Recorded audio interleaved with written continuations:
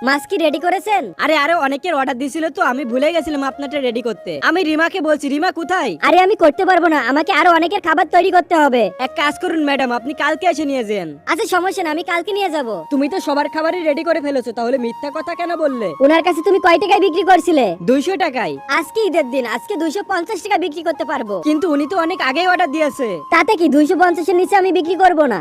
ভাই আজকে কি মাছ পাবো? হ্যাঁ পাইবা। রিমা তাড়াতাড়ি মাছটা নিয়ে আসো। আরে জিনি ম্যাম চলে এসেছেন, এই নেন আপনার মাছ, মাত্র 200 টাকায়। ধন্যবাদ, এবার আমি যাচ্ছি।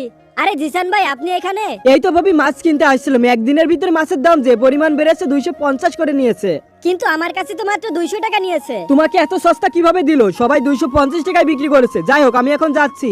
ওনারা আমাকে কম টাকায় কেন দিয়েছে শুনে আসি। আচ্ছা জিনি ম্যাডাম কি সত্যি 100 কিলো মাছের অর্ডার দিয়েছে? রিমা আমি তোমাকে মিথ্যা কথা বলছিলাম যাতে তুমি ওকে 200 টাকায় মাছ দাও। উনি আমাকে পুরনো গ্রাহক, উনার থেকে দাম বেশি চাইলে উনি কি ভাবতো? তুমি আমাকে মিথ্যা বলেছো, তোমাকে মজা দেখাচ্ছি আমি। ড্রামা লাভার কিউ টাপুরা এই ঈদের দিনও কষ্ট করে তোমাদের জন্য ভিডিও বানাচ্ছি। ভিডিওটি ভালো লাগে একটা লাইক করে চ্যানেলটা সাবস্ক্রাইব করে দাও, কমেন্টে তোমার সুন্দর নামটি লিখে যাও।